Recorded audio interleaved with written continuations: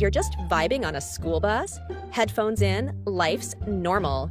Then, boom, out of nowhere, you look out the window and see people literally on fire.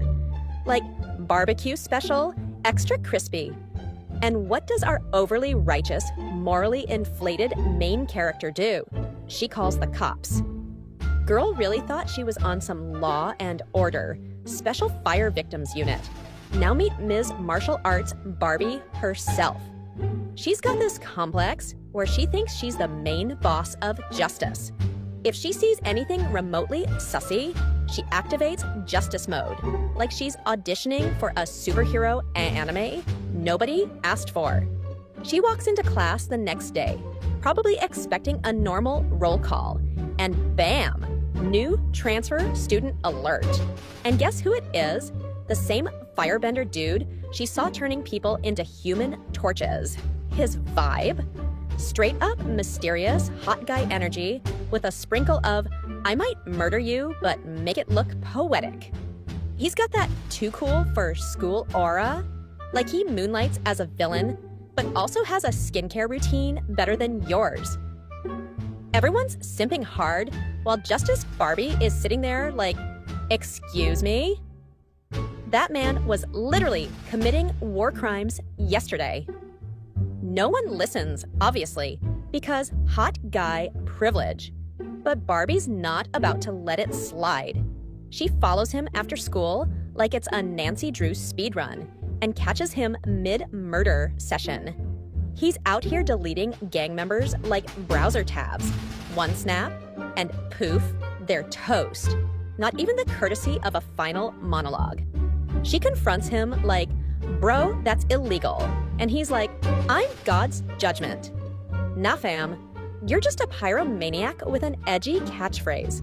Anyway, she tries to go full Mortal Kombat on him, but he straight up no-sells it. Like, she lands these crisp martial arts moves, and my guy doesn't even flinch. It's like punching a marble statue that's also judging you for not doing leg day. He basically tells her, I'm immune to your justice TikTok tantrum, and then casually leaves. The audacity. Let's talk about this man's power for a sec. Fire hands. That's it. Man's out here treating murder like an arts and crafts project. But somehow it's not even the fire that's scary. It's how calm he is while committing human BBQ. Like, sir, do you want a therapy session or a cookbook? So later, Miss Righteous thinks it's a good idea to hit him with the old violence is not justice speech. As if that's gonna stop this walking inferno. She keeps talking about morality like she's got the UN on speed dial. Sis, you're literally in a back alley with a dude who melts people for sport. Read the room. Then out of nowhere, the fire guy goes full Sigma male and gets a little weirdly soft. He's like, oh no, now I feel something in my cold, dead heart. You please. Don't try to make this a redemption arc already. You just flambéed a whole gang, and now you're trying to blush? Be serious. But Barbie, of course, gets all torn. She's like, maybe there's good in him. While this man is still warming his hands on freshly roasted villains. Girl, he is not a cinnamon roll.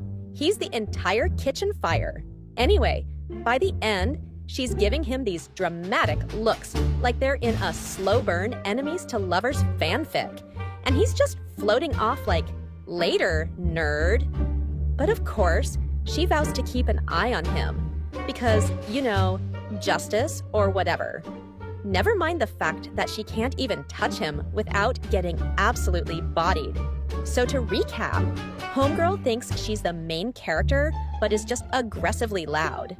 Fire Dude thinks he's divine judgment, but really just needs a hobby that doesn't involve mass incineration.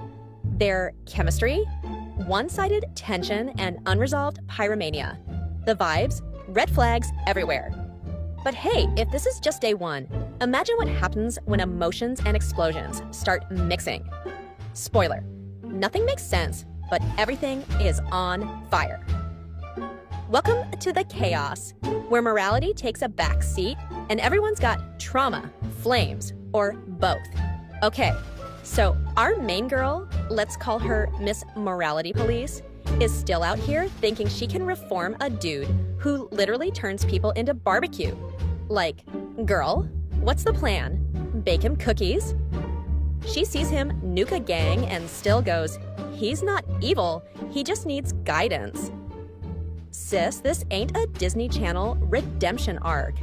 Wake up. Meanwhile, the blue flame boy himself, Mr. Edgelord Deluxe, is out here casually committing murder like it's a part-time job. He be pulling up like, hey, I just eliminated some bad guys, and then acts shocked when people don't high-five him. Bro thinks he's doing community service with extra fire effects. Anyway, Miss Morality decides she's gonna follow him around like a self-appointed hall monitor for crime scenes. She's literally stalking a walking flamethrower, thinking she's the one keeping him in check. Ma'am, he could flick you into a bonfire, but sure, tell him murder is wrong again. That'll definitely stop him. So Blue Boy is still out there roasting criminals like marshmallows. But this time, things get a little extra unhinged.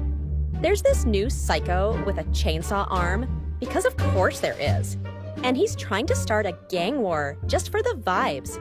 He's got that dollar store Joker energy and the hairstyle of someone who thinks deodorant is optional. Chainsaw Bozo is doing the absolute most, running around slicing up rival gang members, acting like he's on a GTA side mission. And guess who shows up to stop him? That's right, Mr. Bluefire and Ms. Justice League auditions. Miss Morality's like, don't kill him, while the chainsaw dude is mid-homicide. Like, ma'am, be serious. Our fire starter rolls his eyes and basically goes, cool motive, still gonna burn him, and ignites the whole scene.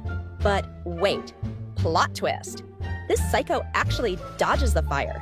Man really said nope and slid out the way like he's auditioning for Dancing with the Criminals. He escapes, but not before Blue Boy gets real poetic about justice and flames and blah blah. Like, bro, you're not Shakespeare, you're just spicy. Later, Miss Morality tries to be all philosophical again. Like, if you kill the killers, what makes you different? Girl, literally everything. One of them is burning criminals like a propane tank exploded. The other is eating ramen at 7-Eleven. They're not the same. And then we get a flashback that's supposed to humanize Blue Boy. Spoiler, it doesn't. It's just him as a kid already being weird and fiery. Like, who gave this child fire powers and no adult supervision? CPS should have stepped in yesterday. He's out here using blue flames like it's a toy and still thinks he's the victim. Sir, be for real. At this point, even he starts to act like maybe he went a little overboard with the whole crispy criminals aesthetic. But then he flips right back into justice must be served and sets someone's eyebrows on fire for petty theft. He really said minor crime, major heat. And the main girl, still not giving up. She's over here like, I can save him. Girl, you couldn't save your GPA with that logic. You're not his therapist. You're just a karate kid with a god complex and zero chill. Also, can we talk about how she keeps randomly karate chopping people like it's her go-to problem solver? Someone could sneeze near her and she'd roundhouse kick them in the throat. It's not self-defense at this point, it's a lifestyle.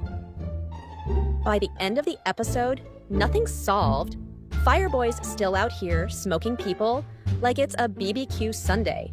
And Miss Morality's still clinging to the hope that she can transform a literal killer into a Pinterest boy. This girl is trying to turn Satan with blue flames into a soft boy with a skincare routine. So yeah, summary, chainsaw freak appears, gets singed, escapes. Morality girl preaches peace and friendship while kicking people in the face. And Flame Dude keeps doing his murder thing while pretending he's morally complex. Spoiler, he's not deep, he's just dangerous with extra flair. Stay tuned because something tells me this dumpster fire is just getting started. Okay, so boom! We open with our blue-haired emo edgelord still acting like he's the final boss of a Tumblr fanfic. Bro's out here playing vigilante with zero personality, but max brooding. Like, seriously, if eyeliner and silence were powers, this dude would be top-tier OP. But let's move on because stuff actually happens this time. Kind of. Anyway, our favorite karate-chopping, justice-shouting, high-horse-riding class rep, Miss Morality Police herself, is still trying to make sense of this human toaster oven. She's on this mission to humanize a dude who literally barbecues people without blinking. Girl, he's not a misunderstood cinnamon roll. He's a whole red flag with flames, literally. So, the episode kicks off with our fire starter pulling up like he's Batman with a discount budget. He goes after some sketchy gangsters who are all like, "We own this city." Yeah? And I own 37 unread emails, but you don't see me starting street wars about it. Anyway, Fireboy lights them up like he's grilling for a barbecue, and somehow no one notices? Like, is this world allergic to police? Not one person shows up when literal murder happens in broad daylight. The show just said law enforcement. Never heard of her. Meanwhile, our girl is sprinting around town like she's Dora the Explorer with trauma, chasing after him to stop his darkness or whatever. Sis, he's not deep. He's just emotionally unavailable with fire powers. That's not trauma, that's anime. Then, boom, new characters. We get introduced to this silver-haired sad boy who shows up like, hey, I'm cooler, calm, and have mystique. He's got that calm, psychotic energy. Like the guy who says, let's talk it out while holding a sword. That kind of vibe. And here's where things heat up, literally. Our main matchstick gets challenged by this new edgy boy wielding a glowing hammer. That's right, a glowing, freaking hammer. It's giving Thor if Thor was raised in Hot Topic and had a grudge against pyromaniacs. This man said, let's settle this with oversized medieval weaponry. And nobody questioned it. Iconic. So these two start going at it, and it's less of a fight and more of a fire versus vibes aesthetic battle. Our main guy's still acting like setting people on fire is his moral duty. Like, chill, dude. This ain't Justice League. You're just committing spicy manslaughter. Meanwhile, class rep girl's still trying to stop the fight, running in between two dudes throwing hands and flames like she's at a school debate. Ma'am, this is not your lane. You're trying to talk down two superhumans with the power of please don't. It's not gonna work. Then Silverhair Hammer Dude actually lands a hit, and our flamey menace finally shows signs of gasp pain, emotion, development. Nah, just heartburn probably. But he gets up like, I'm fine, while limping like a grandpa with a sprained hip. Sir, be serious. Eventually the fight ends, not because someone wins, but because drama. Emotional tension, vague moral conflict. Hammer Dude walks off like he's too cool for all of this, and our protagonist stands there smoldering, physically and emotionally, probably wondering if he left the oven on. Spoiler, he is the oven. Then, plot twist, we find out Hammer Dude is actually part of the same overpowered club as Flameboy. They're co-workers. Office party must be wild. Hey Jim, did you bring the potato salad? No, but I brought the wrath of God. Same energy. And then the class rep still refuses to give up. She's like, I'm going to fix you. Girl, this ain't Pinterest. You can't DIY a redemption arc. Let him burn in peace. So we end the episode with way more questions than answers. Why are these superpowered teens running wild? Where are the adults? Why does no one call 911? And why is our main character still talking like he writes poetry on napkins at diners? In conclusion, Edgelord Extra Crispy gets roasted by both Hammer and Life. Sad Hammer Guy walks off like he's on a cologne ad, and Class Rep Girl still thinks she can save everyone with kindness and side ponytails. We love the delusion. Iconic trio energy. All right, so imagine having the personality of burnt toast, but somehow still being the main character. Yeah, that's our guy. Let's call him Captain Emotionally Constipated. He walks into this episode still brooding like he's auditioning for a soap opera no one asked for.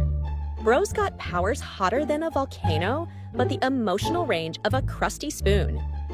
Anyway, the chaos kicks off when we meet a new walking red flag, literally. This new dude shows up looking like a fire hazard in a trench coat, immediately giving off, "I set things on fire for fun" energy. And guess what? He does. Homeslice just casually strolls in, lights people up like he's at a 4th of July barbecue, and then dips like he's late for his hair appointment. Iconic. Meanwhile, Captain No Vibes is still acting like having superpowers is a burden. Like, bro, you shoot blue flames from your hand, not tax documents. Chill. Instead of embracing his pyro potential, he's moping around like someone stole his favorite hoodie. Meanwhile, Miss Morality Patrol, aka the female lead who thinks hugs solve murder, is still out here trying to turn every fight into a TED Talk. Sis really said, "You can't fight fire with fire." As if that's not exactly how firefighting sometimes works. And what's wild is she still thinks she can stop these dudes with the power of friendship. Girl, he just grilled a man alive. You think a hug's gonna fix that? Miss me with that energy, but props to her for being consistent. Consistently wrong, but consistent nonetheless. Back to Flaming Red Flag Guy. He pulls up like a human flamethrower, and we find out he's part of some spicy secret squad of overpowered weirdos with emotional trauma and questionable haircuts. This dude's power? Burn everything and smile while doing it. Mood? He's clearly got beef with our lukewarm main guy, and he's ready to throw hands, or flames, and not the cute romantic kind. The "oops, your house is gone" kind. So now Captain Brutosaurus has to fight him. But of course, he hesitates like he's morally conflicted, even though the guy literally just scorched 3 people into chicken nuggets. Like, come on, King. Either burn him back or move to a farm and knit sweaters. Pick a lane. What follows is a battle that's supposed to be intense, but ends up looking like a very dramatic Power Ranger audition. Fire here, explosion there, unnecessary grunting. Classic anime fight checklist. Red flag dude's like, "I'm not doing this for justice. I just like the chaos." And honestly, respect. At least he knows who he is. But then Mr. Blue Flame finally gets his act together and tries to flex his powers like, "I don't kill unless it's totally necessary," as if that somehow makes him morally superior after episode 1's BBQ special. Spoiler alert, it doesn't. We saw you, bro. You fried a man like a chicken wing with less hesitation than ordering a pizza. Let's not pretend you're a pacifist now. Meanwhile, Morality Girl is in the background yelling, "Don't fight." Like they're having a pillow fight and not literally throwing flames capable of vaporizing a small town. She's out here trying to be the hall monitor of superpowered homicide. Respect the hustle, but read the room. Eventually, the fight cools down after someone probably remembers the episode's budget. Red flag dude pieces out like, "See y'all in the next emotional breakdown," and disappears into the night, leaving behind a pile of burnt corpses and 0 regrets. Icon. And our main guy? He stares dramatically at his hand again, like it's gonna give him answers. Like, bro, it's your hand, not a magic 8 ball. Stop looking at it like it owes you rent. Also, Could someone tell this man that standing still and looking pensive isn't a personality trait? This dude been hitting the brooding pose like he's on a modeling contract with Sad Boy Monthly.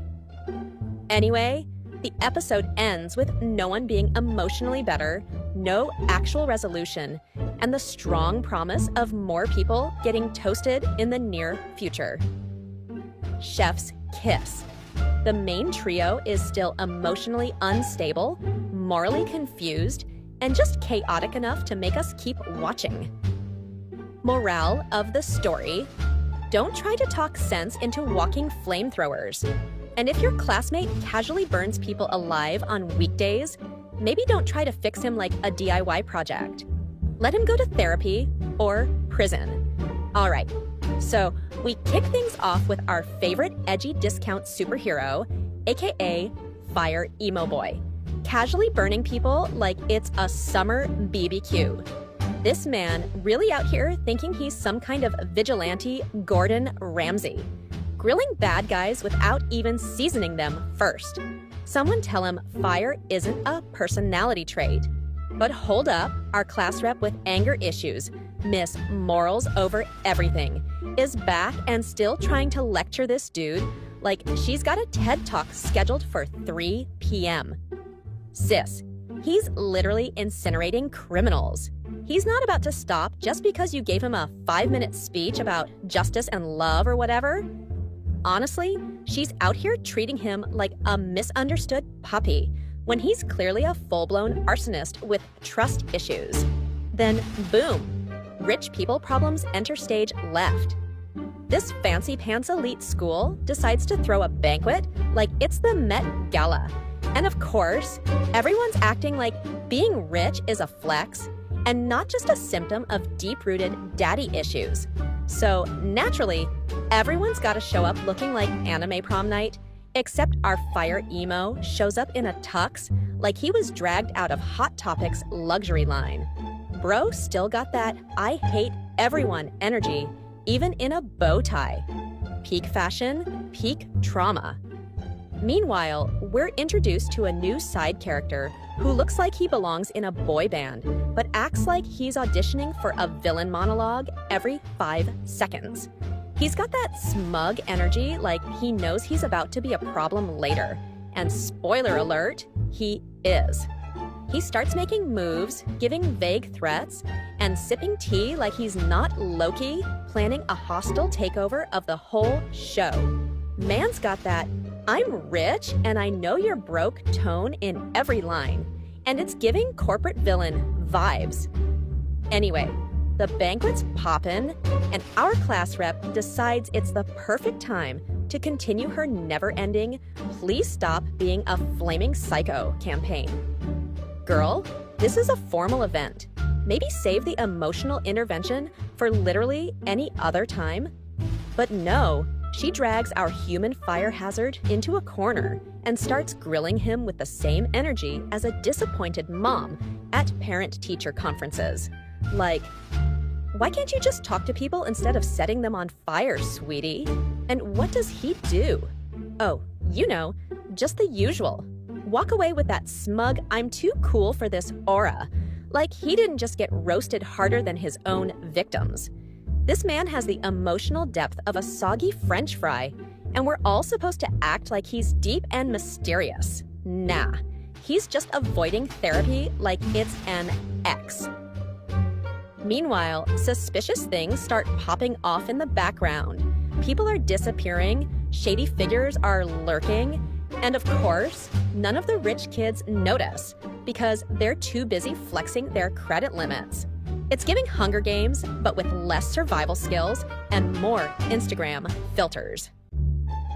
Cue the mysterious waiter dude, who's clearly not a real waiter. Like, bro, you're carrying a tray, not fooling the FBI? He's lurking around like he's waiting for someone to say the magic code word so he can dropkick them through a chandelier. Turns out, this whole party's basically a setup, and our fire starter boy might actually have to use more than one emotion for once in his life. Shocking. Then the drama finally hits a peak when someone finally snaps and turns the elegant banquet into WWE SmackDown with sparkles. Fire Emo finally gets to do what he does best: light people up like he's working part-time as a fireworks display. And of course, he gives his usual speech like justice is pain, or some edgy nonsense that sounds deep but makes zero sense when you think about it for more than 2 seconds. But instead of saving the day like a normal protagonist, he makes everything worse by being cryptic, overpowered, and emotionally unavailable. If he had just taken 5 minutes to explain anything to anyone, half the drama would have disappeared. But nope. He'd rather lean against a wall and whisper metaphors like a tortured poet in a CW drama. And our class rep? Still believing she can fix him with friendship and moral speeches. Sis, this isn't a shoujo romance. This man needs a fire extinguisher and 6 therapy sessions, minimum. By the end, we got more questions than answers, some new shady faces in the mix, and Fire Emo still refusing to smile like his face might crack if he shows joy. But hey, at least he looked mildly cool while being emotionally constipated. Iconic banquet? More like trauma served with a side of justice. Stay hot, Fireboy. Just maybe stop lighting everyone else on fire while you're at it. So it all kicks off with Moody Blue Boy sulking around like the human embodiment of a Tumblr post from 2012. He's got that "I don't talk to people, I eliminate them" energy. And the only thing more dead than his social skills is the vibe every time he opens his mouth. Mr. Main Character Complex walks around like he's in a shampoo commercial, but make it emotionally unavailable. Then there's the Sunshine Girl, still trying to moral compass her way through this chaotic mess. Sis is really out here thinking she can reform the walking, talking flamethrower with friendship and passive-aggressive lectures. Light Girl, he just incinerated a whole gang, and your response is, violence isn't the answer. Ma'am, the man is the violence. At this point, she's not even a moral guide. She's a full-time kindergarten teacher, babysitting an emotionally repressed pyromaniac. But wait, here comes the twist. A new character appears, and he's got the energy of a sleep-deprived raccoon that just unlocked trauma mode. Dude's dressed like he cosplays sadness professionally, and we find out he's from Blue Boy's past. Oh no, not the mysterious, tragic backstory trope. Who could have seen that coming? Literally everyone. Turns out, Raccoon Boy used to be all sunshine and smiles, until the plot said nope and threw him into the emotional garbage disposal. He's now what happens when trauma gets a sword and some eyeliner. And oh boy, when he runs into Flame Boy again, instant tension. Like, you can practically hear the "bro, we used to be homies" in the background while they exchange dramatic stares like it's a soap opera. And can we talk about the fight? Peak melodrama. Raccoon Boy busts out powers that are low-key terrifying. And our walking propane tank is like, no biggie, I'll just go full arson mode. It's all explosions and emotional damage, but the real fire is the fact that Blue Boy still refuses to process his feelings like a normal human. Dude really be like, I feel sad. Let me set something on fire real quick. Meanwhile, Sunshine Girl is stuck in the corner being a glorified narrator, constantly going, this isn't right! Like she's auditioning for the role of moral background noise. Like, girl, throw a punch or something. You've been kidnapped, chased, and guilt-tripped all in 1 week, and you're still trying to be everyone's therapist? Be so for real. Back to the main brawl. Our two ex-besties are tossing each other through walls and trauma dumps like it's a breakup with superpowers. Every line of dialogue sounds like it's trying to win a Shakespeare Award for most overdramatic statement of the year. Like, you left me to burn, and you were never one of us. Okay, relax. This isn't The Bachelor. Battle Royale? Eventually, things simmer down because Sunshine Girl throws herself in the middle of the fight, like a human traffic cone screaming about humanity and feelings. And somehow, this actually works. The two walking red flags take a pause from their emotional demolition derby and reflect for a hot minute, which is honestly a miracle because neither of them has done anything remotely rational since the series started. But just when you think it's gonna be hugs and apologies, Raccoon Boy pulls out the classic "I'm leaving now" exit. Like, bruh, you showed up just to trauma dump and throw hands, then dip? That's so millennial ghosting energy. Meanwhile, Blue Boy just watches him leave like a sad dog who doesn't understand fetch. And finally, in true main character fashion, Blue Flame Boy ends the episode by saying something cryptic and brooding, staring into the middle distance like he's trying to manifest character development. Spoiler, still hasn't happened. Man's been through 6 episodes, and his personality is still just fire, revenge, silence. So, yeah, that's the emotional circus you just watched. One guy can't stop lighting people up, the other guy's a trauma-drenched ninja, and the only sane person is too busy giving TED Talks on morality to even think about her own safety. Tune in next time to watch everyone avoid therapy again and probably blow something else up. Fire emojis all around. Okay, so the episode kicks off with everyone acting like things are chill, but spoiler alert, they are so not. We've got Blue Flame Boy doing his usual mysterious lone wolf act, looking like he just got back from a Hot Topic clearance sale. And then there's Little Miss Morals, aka I Can Fix Him, energy in human form. Sis is still convinced that she can hug the trauma out of this dude who literally incinerates people for fun. Girl, he's not a red flag, he's a fire hazard. Anyway, she's out here living her slice of life fantasy while walking through a whole crime scene. She sees Blue Flame Boy at a temple, casually talking to some sketchy guy who's radiating major "I collect cursed antiques" energy. You'd think this would be a red flag, but nah. She follows him around like it's a K-drama. Her brain cells, on vacation. Logic? Disconnected.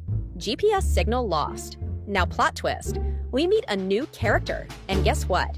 She's a girl, and not just any girl. This one is basically an Instagram filter brought to life.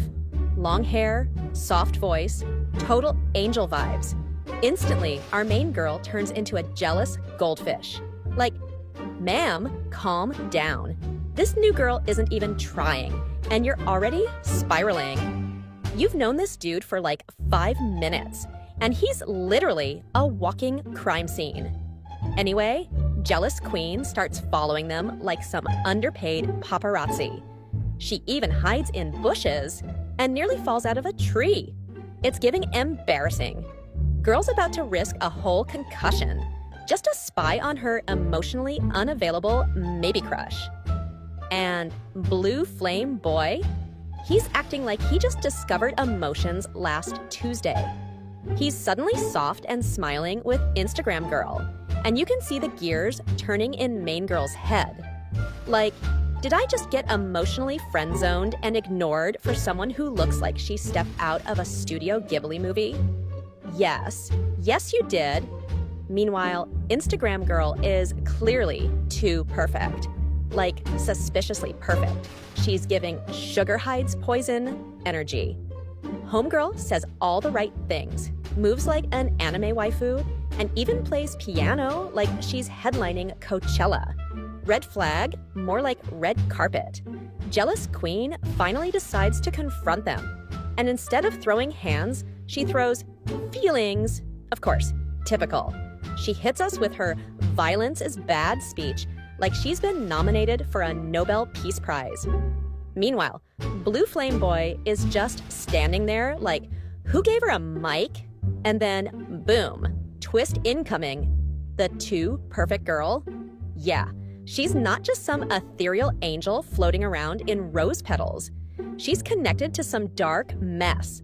And of course, Blue Flame Boy knows. He's just been pretending to have a heart for plot reasons. Like, oh no, I have trauma too, but I hide it behind my smirk and blue fire. Sir, this is not Tumblr in 2013. Get over it. Jealous Queen tries to confront him again, and he literally flames the air like, back off, I'm brooding. Bro is one emotional breakdown away from starting a rock band. She yells at him. He gives her the "you wouldn't understand" treatment, and the cycle continues. Rinse and repeat. And then, of course, there's a random fight scene thrown in. Because why not? Someone's gotta flex powers and dramatically yell names. There's fire, flips, explosions, all the usual shonen seasoning. Main girl, naturally, contributes absolutely nothing but moral lectures and shocked gasps. Final moments? Classic tease. Blue Flame Boy walks off all dramatic, like he just dropped a mixtape. Main girl watches him go like it's a Nicholas Sparks movie. Meanwhile, we're here screaming, "Girl, he is a walking arson case. Run!" So, boom. This episode opens up with our hero, aka Discount Sasuke, with anger issues. Still thinking he's the main character when really, he's just brooding in the corner like he's auditioning for an emo band from 2006. My guy thinks he's so edgy. But bro, you wear a school uniform like the rest of us. Sit down. Anyway, the chaos kicks off when these two shady energy sources pop off like someone opened a cursed jar of expired Gatorade. Suddenly, there's a wild little gremlin kid running around causing problems. Yeah, this pint-sized menace rolls up, looking like he skipped kindergarten and went straight to being a criminal mastermind. Don't let the baby face fool you. He's got hands and fire, literally. Enter, tall, blonde, and built like a refrigerator.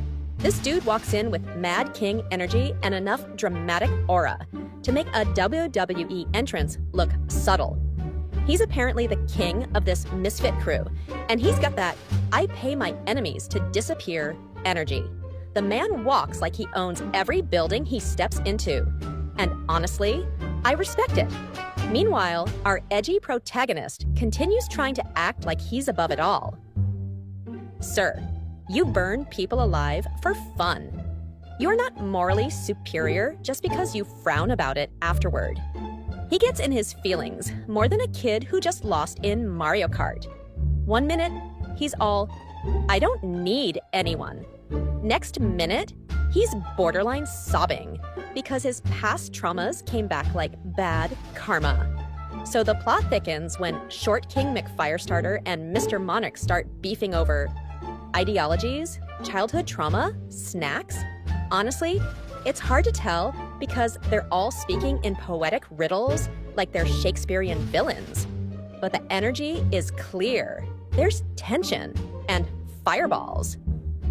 Meanwhile, Miss Morals, our main female lead, is out here doing her usual, standing in the middle of an active battle zone with zero powers but maximum attitude. Sis really pulled up like, violence is never the answer, while literal explosions are going off behind her. It's giving Disney princess at a war. And honestly, she's lucky plot armor is on her side because she should have been Ash by now. Back to Baby Fire Demon, this kid hits different. He's out here jumping around, throwing fire like he just unlocked Super Saiyan mode, and everyone's treating him like a lost puppy. Bro lit up a forest, and they're like, ah, poor child. Number, he needs therapy and a timeout.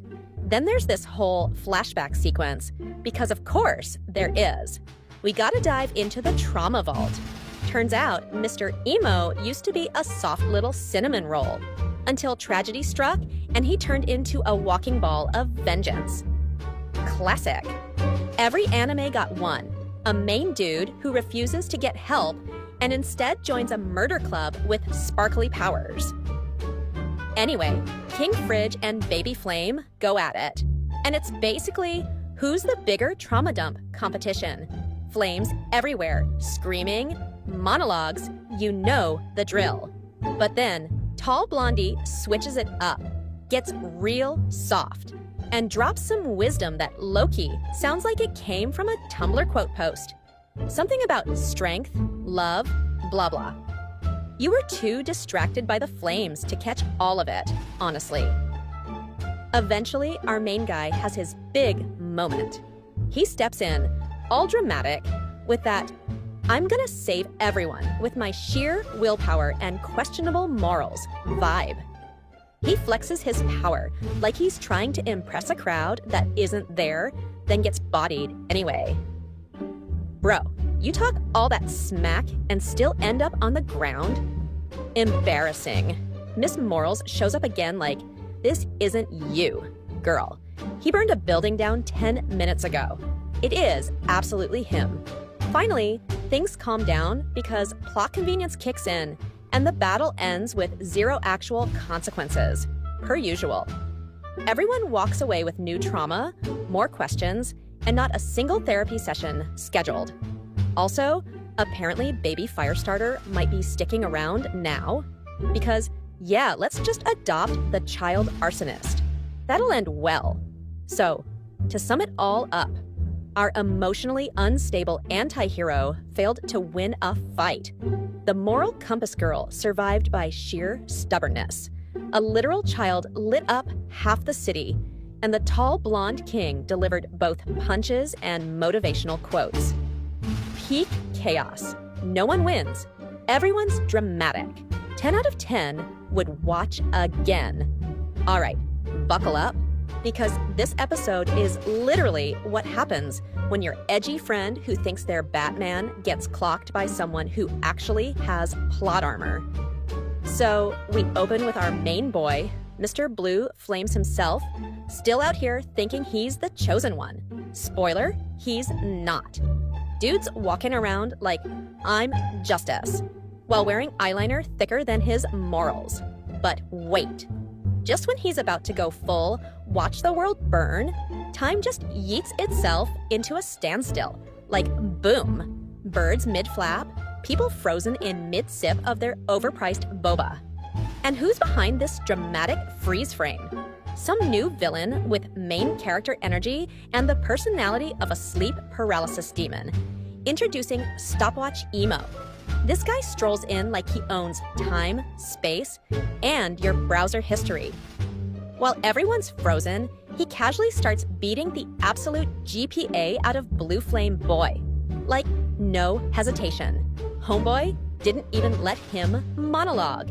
Straight up disrespect.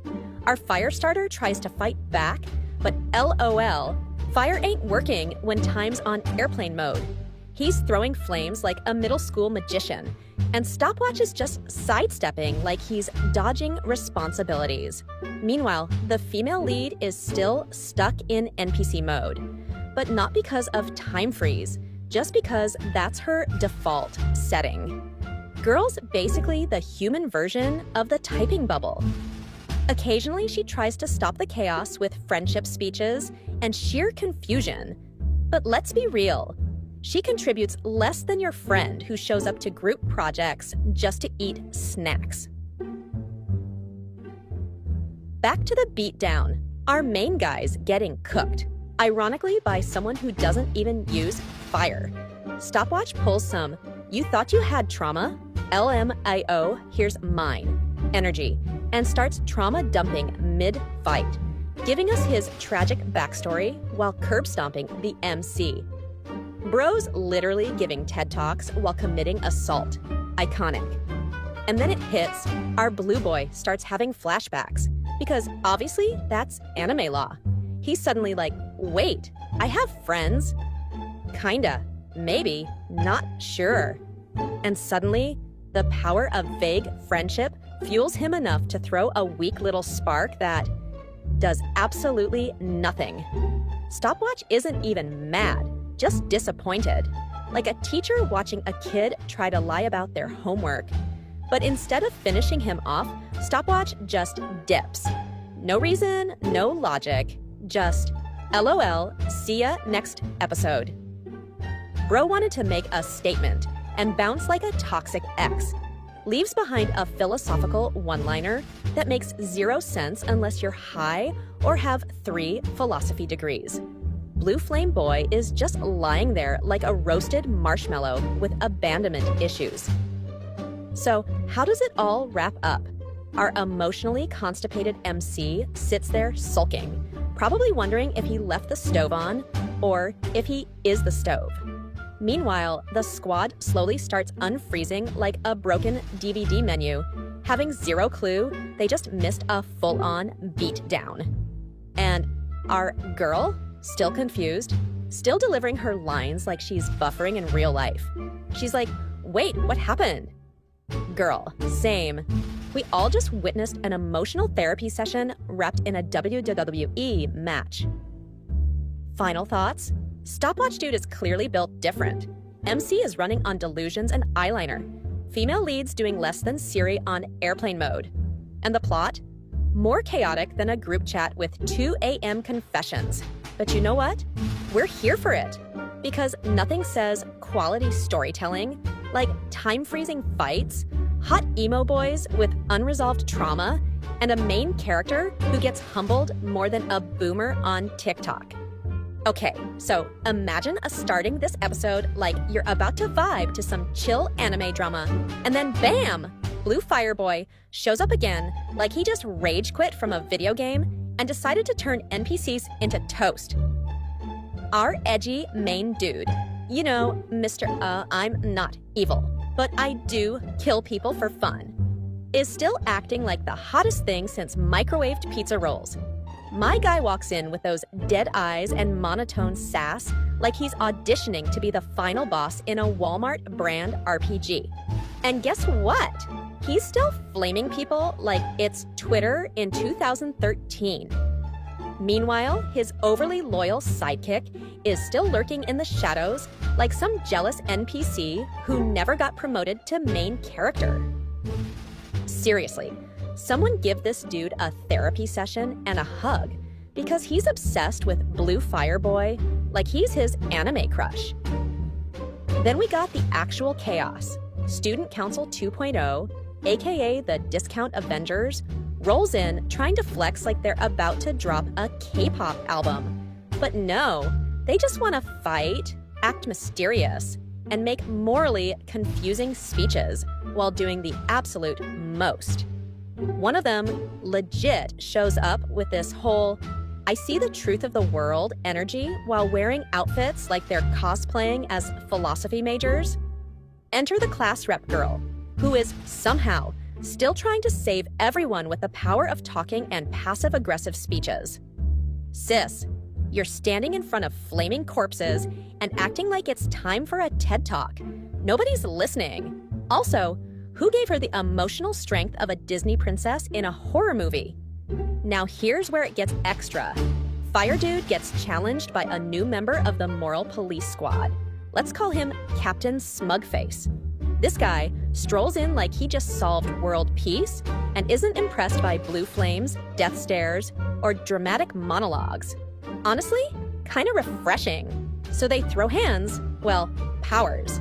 And it's like watching 2 Wi-Fi routers trying to out-signal each other. Blue Fire meets Smug Lightning or something. And of course, they trash the place like teenagers who just found out their parents are out of town. In the middle of the fight, Blue Fire Boy gets roasted, literally and emotionally. Captain Smugface calls him out for being an emotionally constipated edgelord who can't decide if he wants to be a hero or a walking war crime. And he's not wrong. Our main man spends more time brooding than actually thinking.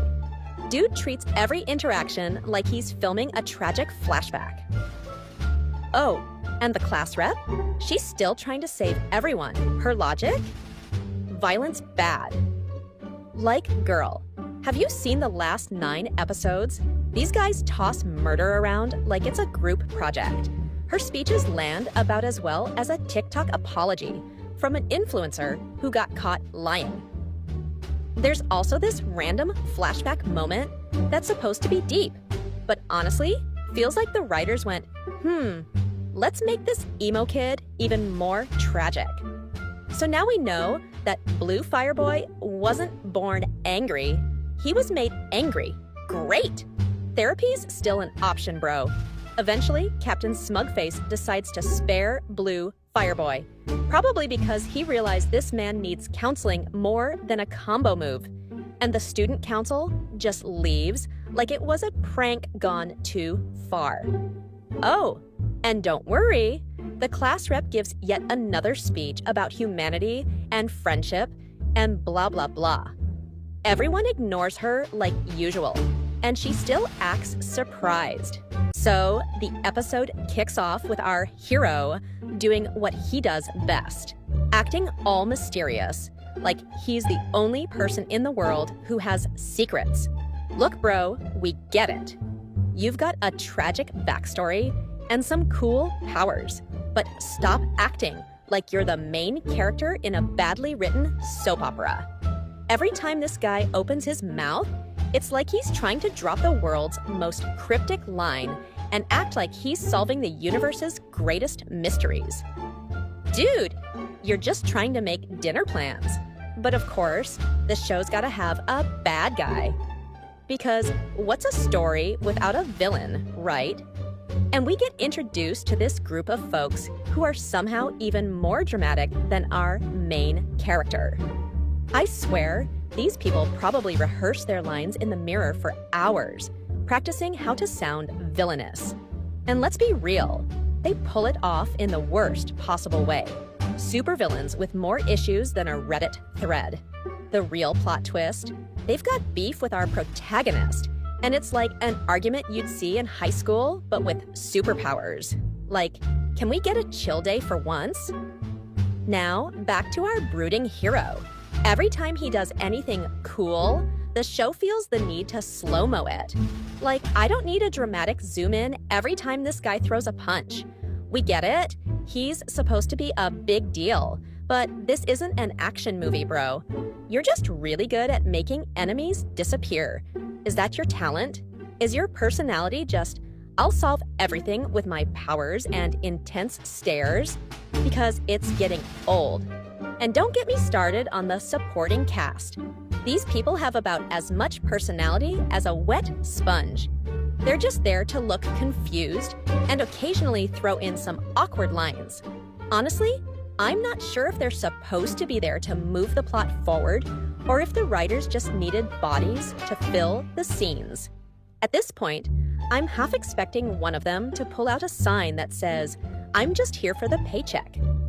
Anyway, back to the action, because apparently that's what's supposed to save this mess. There's a whole bunch of fighting, but instead of being cool, it's like watching a bunch of kids try to play dodgeball. The main guy's out here throwing punches like he's trying to catch the final bus, but none of it feels satisfying.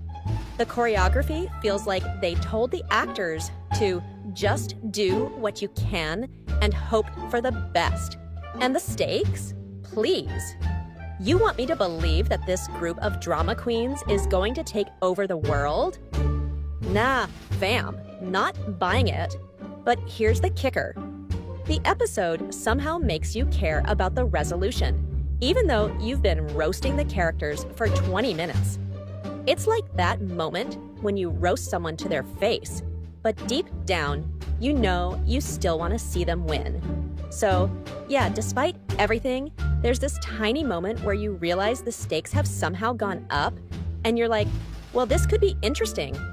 For like 5 seconds. Of course, this dramatic tension is completely overshadowed by the fact that every character is doing their best impression of being an adult while looking like they just got out of middle school. Dude, you're in high school. Calm down with the life or death situations. It's like watching a group of kids fight over who gets the last slice of pizza. And somehow the world is on the line. So yeah, at the end of the day, our protagonist is still a brooding mess, the villains are still bad at their job, and the supporting cast is basically a plot device. But hey, the show somehow gets us to want to see what's next. Who knows? maybe they'll surprise us and add some character development that doesn't feel like a cold, sarcastic stare every time someone asks about the plot. Maybe, but for now, I'm here for the laughs and absurd drama. Let's talk about the dude who thinks he's literally above it all. The brooding, unfeeling, ultimate I don't care poster child, Ray Ogami. Yeah, this guy walks around like his heart's been replaced by a brick, and he's got the personality of a wet mop. But here's the thing, everyone's losing their minds trying to figure him out. And guess what? He's basically a walking redemption arc waiting to happen. But does he look like he's about to become a good guy? Absolutely not. This episode kicks off with Ray in his usual, I'm too cool for this mood. You know the drill. Blank face, not even a twitch of emotion when the world's literally falling apart around him.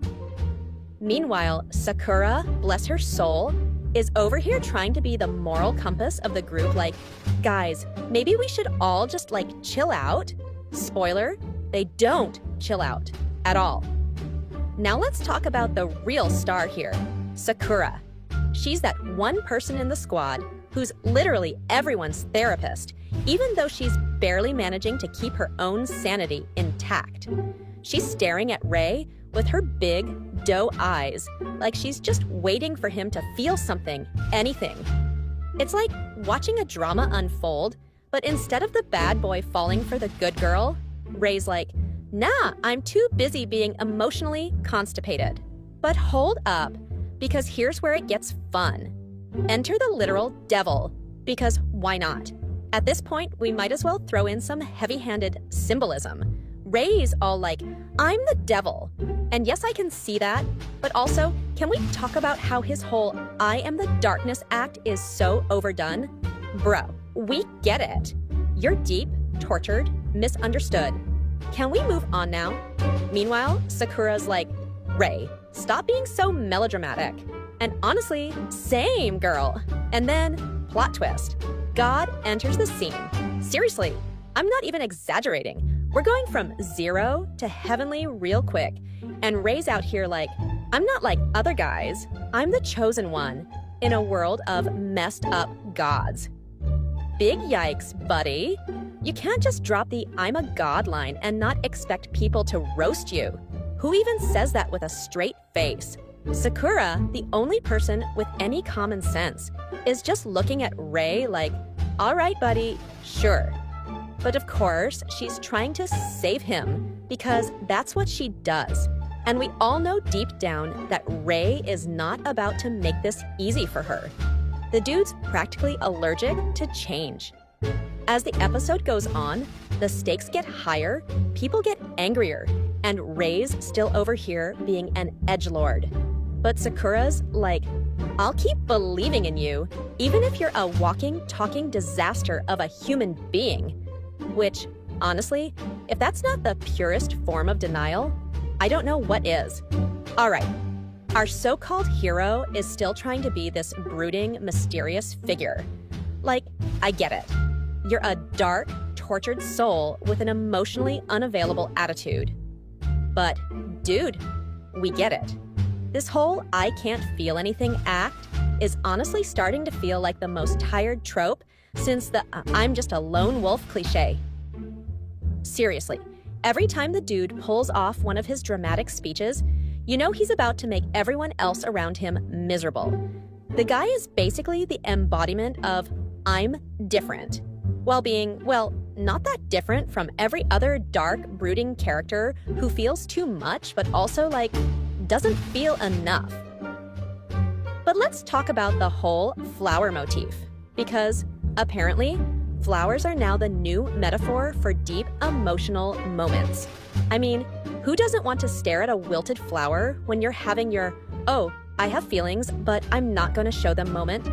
Yeah, let's all pretend this is some kind of deep revelation.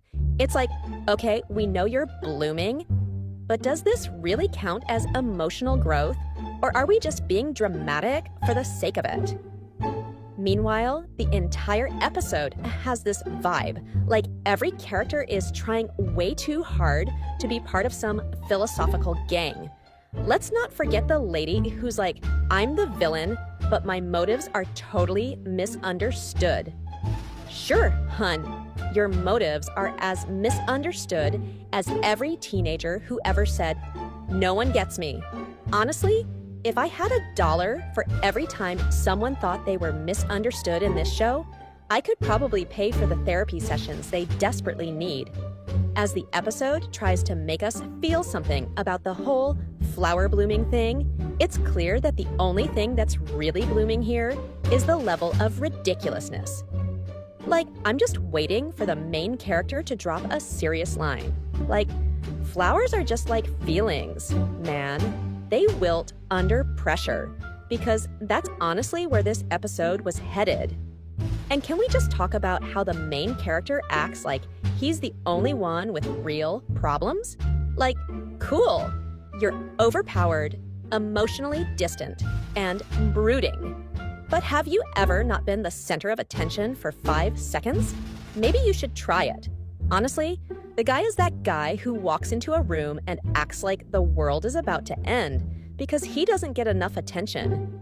Newsflash, dude, you're not the only one with existential angst. By the end, all the dramatic buildup feels like a firework that fizzled out before the big bang. Nothing's resolved, everyone's still a walking mystery, and we're left staring at that dumb flower like, cool, I guess. Thanks for the emotional whiplash. So, yeah, that's basically how the episode went. We watched the main character try really hard to be deep, and it was honestly a vibe.